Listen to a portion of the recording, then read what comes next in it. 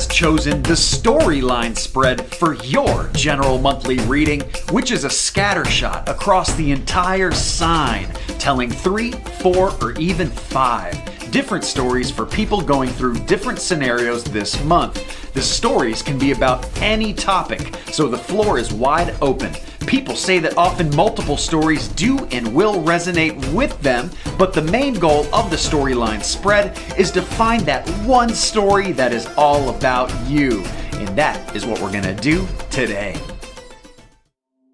Okay, here we go, Aquarius. Welcome into your storyline spread for January 2024. The first story, story 1, they bring in an attachment card, the Prince of Pentacles. This is another Dexa Knight. It is inverted, which is letting me know that there's an inaction here financially. And this could also be health, but in this kind of format, I'm thinking we're talking about finances here. So if you are an Aquarius who has had a block of money going on here lately, you haven't made much money lately, finances have been down, drooping in the gutter, and hey, you're wondering when this is going to bounce back, this could very well be your story. If not, bear with me, we got 2 more stories to go, but this has some good news attached to it here, Aquarius, because what we show next is the Wheel of Fortune. This is a card of good luck, and it's upright too, so this is like legit good luck. So things are I'm assuming, are gonna start getting turned around here very, very quickly because you have just a fortuitous something in the air. Something's just working out. It's no fault of anybody. When you got good luck, it's just things are just working out in weird ways. And it's just like anything in life. Sometimes you got good luck, sometimes you got bad luck. And this is just a phase here where Aquarius is for January. If you've been going through, a tough spell before, probably January is when you get out of it. We got good luck. They show you're blessed. So they're letting you know here that just to reinforce that message that, you are blessed. You are getting that help from, the powers that be and so forth. And they showed that this has been a rocky kind of a ledge because I have like a foundation here that is not very stable. In my 4 of Wands inverted, this can be a card also about finding balance in going to events. Something about an event here that has come in blocked, not going to happen. Maybe it was supposed to happen in January, it's happening later, or maybe it's not happening at all, okay? Or maybe you're just being notified about some kind of event that has to do with this in January, and the event is for later. But those are the moving parts that they wanted to talk about for story number 1. Okay guys, let me take a moment here to tell you about the reformatting of your general monthly readings, as well as a few very exciting updates that are coming. The first thing you've probably already noticed is that the overhead camera has been removed from your spread. This saves us about 4 or 5 minutes. If looking at the cards, though, is something that you're interested in, I am posting the picture, a snapshot overhead view from the spread that I'm doing for every sign. You can find that on Facebook. Also on Facebook, you'll be able to find the printout for chemistry tracking for your month. And this is also posted on my website. Chemistry tracking basically shows what sign is going to be vibing well with your sign in the month, as well as what sign or signs will be repelling, kind of opposite energy. What sign you're going to be kicking well with and what sign you're not so much. Moon Cycle cheat sheet will also be posted on scottsagent.com on the Talking About page, and also Moon Cycle will be included in your reading, along with the Rune Stone, and along with Homily. All the things that you've grown to love will still be in your reading. You're getting an extra thing here, though, because every single sign is getting angel protection at the end of your reading. This is an extra angel card, just a little extra information from Spirit about your month.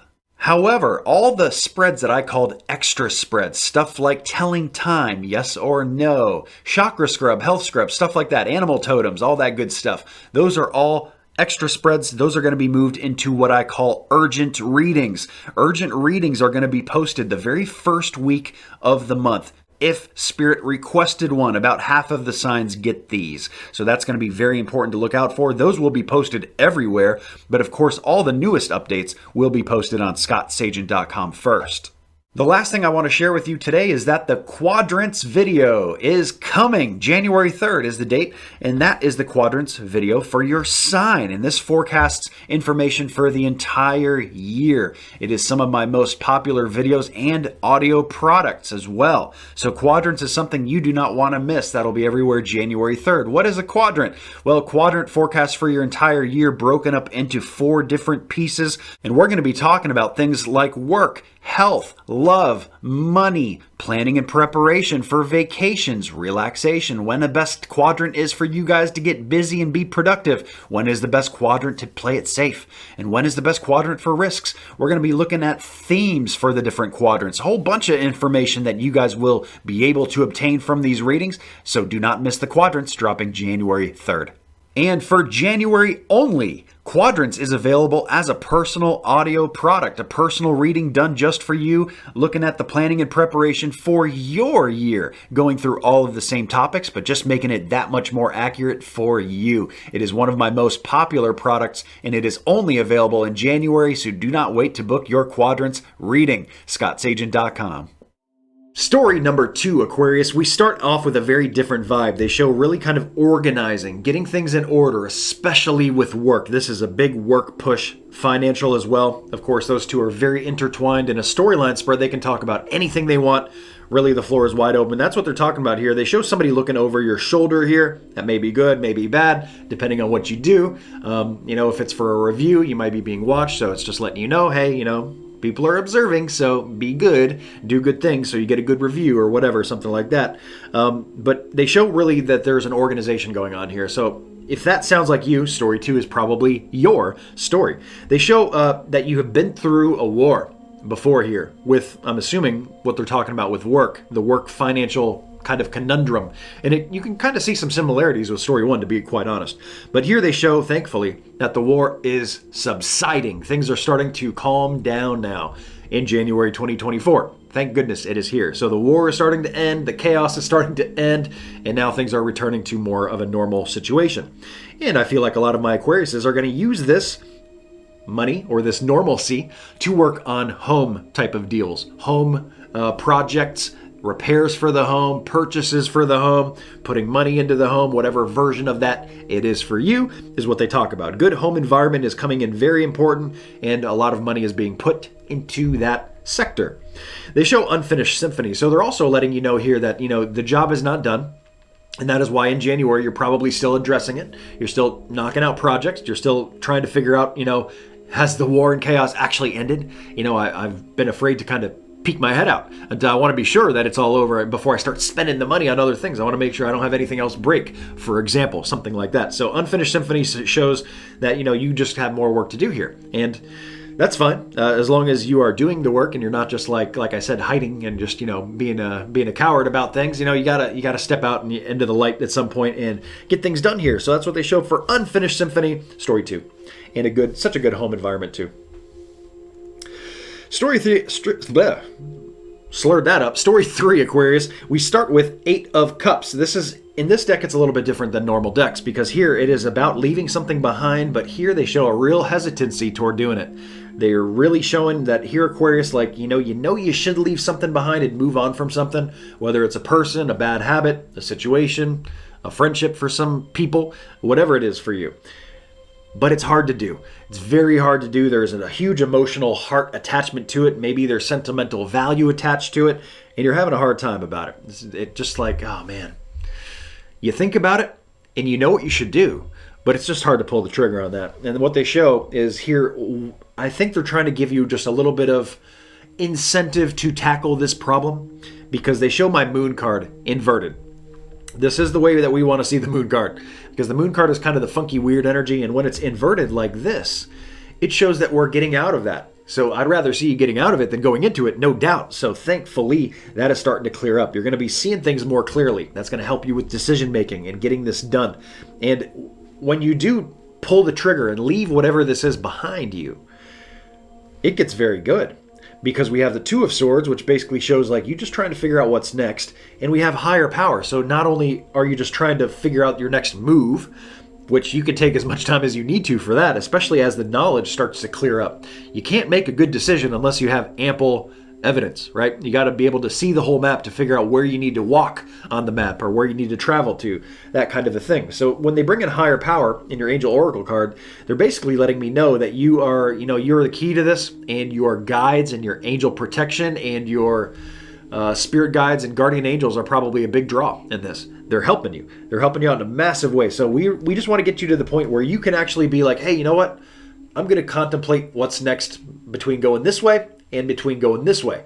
Once we get the other thing off your back and completely gone, okay, that's a much better position to be in. And they show you're kind of not really worried about it at that point. So things get so much more calm, so much more mellow when you get to that point. And that, of course, is why we want to see you do it. So there we go with story 3. Your rune stone here, Aquarius, is the rune of fertility. And I was looking around to see if the Empress came up. It did not. But fertility is basically just saying that the ground is ripe. It means a lot like the Empress card does, which is why I'm surprised it didn't show up. But what I think they're trying to tell you here is that the ground is very fertile in January for you to address the points, the talking points we talked about. Story 3, leaving that attachment behind, right? The attachment into since the ground is fertile, is this organization process and working on the home. It's the perfect time to do it. Timing is good. Why wouldn't you do it, right? Fertility, story 1. Well, you just have good luck all around you. So why wouldn't you use the good luck to your benefit? You'd be a fool not to, right? So absolutely take advantage of that. In the event I'm not sure with, but you'll figure that part out, no doubt. Finally, we get to your angel protection card. I do an extra angel card for every single sign now. That's just a little extra bonus for you guys. Tell you a little bit, extra little piece about your month.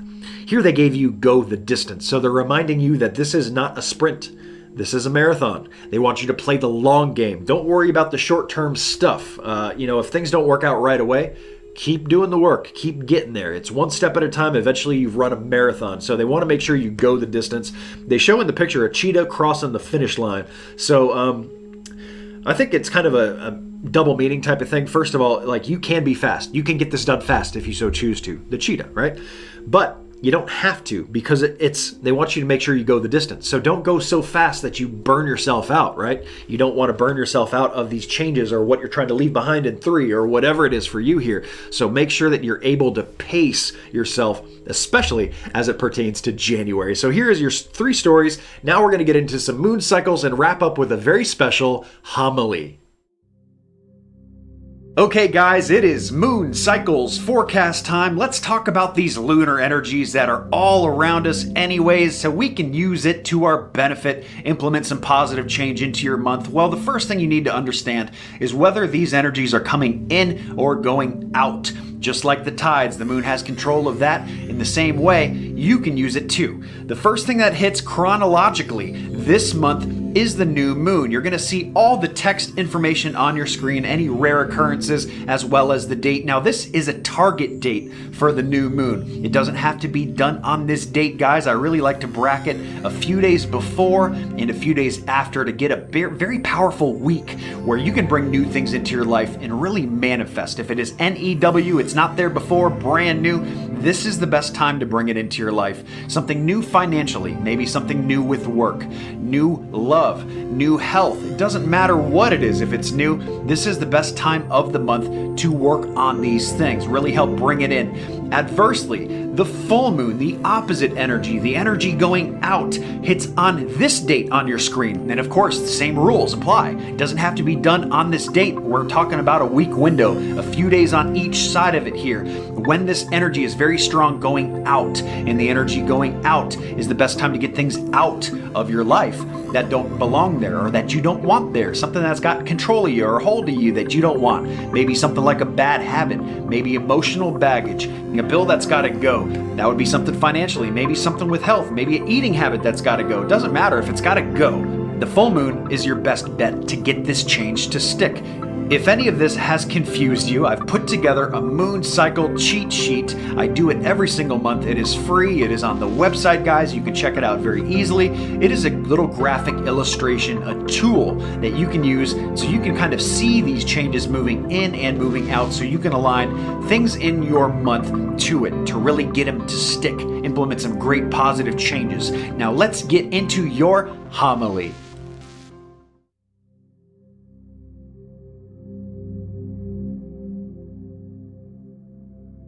Hey guys, this is Scott Sagent here for your January 2024 edition of Homily. And for this month's homily, starting the new year, I thought it would be fun if we did a little thought experiment here, so that is why you cannot see me right now. And that's okay, because I cannot see you either.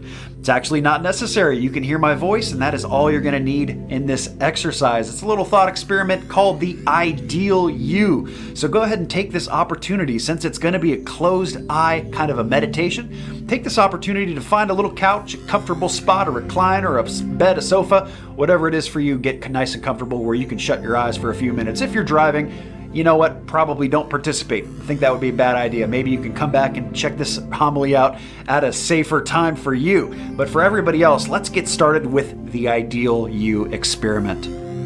The very first thing I want you to consider and think about is what you would rate yourself here on a scale of 1 to 10, kind of where your placement is in life, how you have attained your goals over the last few years, if you're where you want to be, if you're nowhere close to where you want to be, the way that you present yourself, the way that others perceive you, all of these things. I'm just giving you a few examples of, obviously it's a much bigger umbrella, and whatever it is for you, the way that you come up with your rating system is just fine, but come up with a number to where you feel like you are at right now.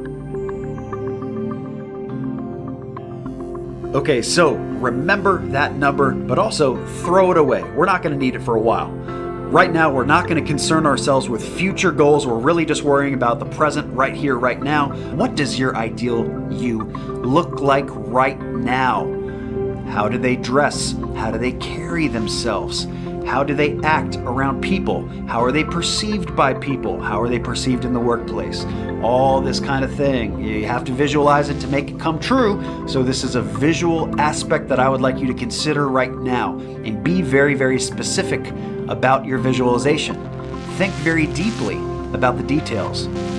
How this person wears their nails, what kind of jewelry they wear, what do they dress like, what kind of body language do they put out, how do they speak, what kind of tone, do they smile easily, how big, are they warm to others?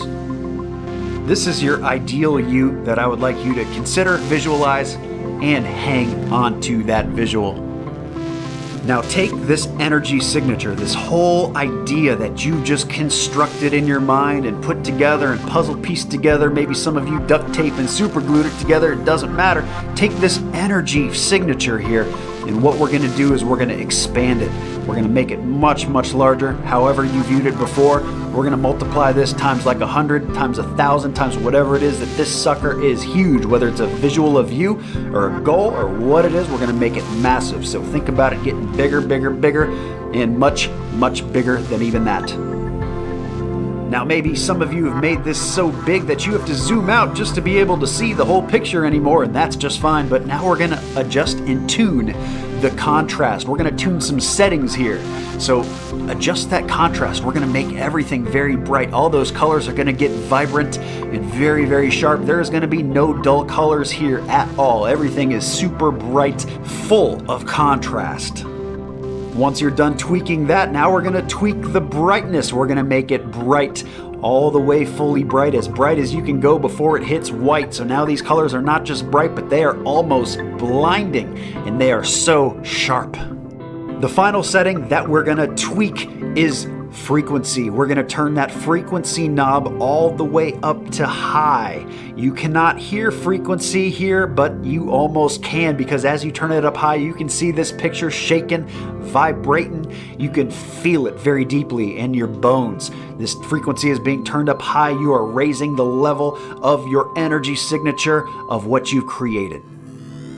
I picture this ringing like a champagne glass, and once you've got this frequency all the way turned up, your brightness and your contrast all the way turned up, your energy signature, we want to blow it up, and not just blow it up to get rid of it, but we're going to blow it up and expand it out in every direction, just like a supernova, a star exploding, and we're going to mentally just shoot this whole entire signature that you've created everywhere, little bits and pieces of it fragmented everywhere, every which way, and it's just dropping down like snow, falling a little bit here, a little bit there, and visualize how people are reacting to this version of you.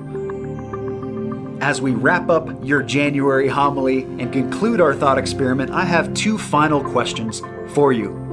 Number one, rate yourself again, how you feel right now. I want to know how you feel, how this makes you feel, your ideal you being everywhere. What is your rating now. I don't care what it was before. How do you feel right now? Most people, general consensus, bump up their first number after an experiment like this of 1 or 2 points. Maybe you're experiencing that. Maybe you boosted even higher. Maybe you stayed the same. I'm not exactly sure, but the consensus is that most people do raise up just from this couple minutes of this idea processing in their mind. And visualization is key for manifestation. It is the only way that it is brought into the physical realm and made real. So now you have the tools. You know how to make this energy signature. And if you can bump your rating and feel that much better about your future right now in the present moment, imagine in just a couple of minutes, imagine if you were to do this every day. This is helping you to get to that goal, to get to that place, to get to your ideal you. It's not a future deal. It's a present deal. All this work is done in the present. And this is just one tool to help you get to that point. Hopefully, January 2024 here in your homily is a good bridge to get you there. So I hope you've enjoyed the readings and your homily. Thank you all so much. Have a great January 2024. I know you will. So I guess the fortune teller's right.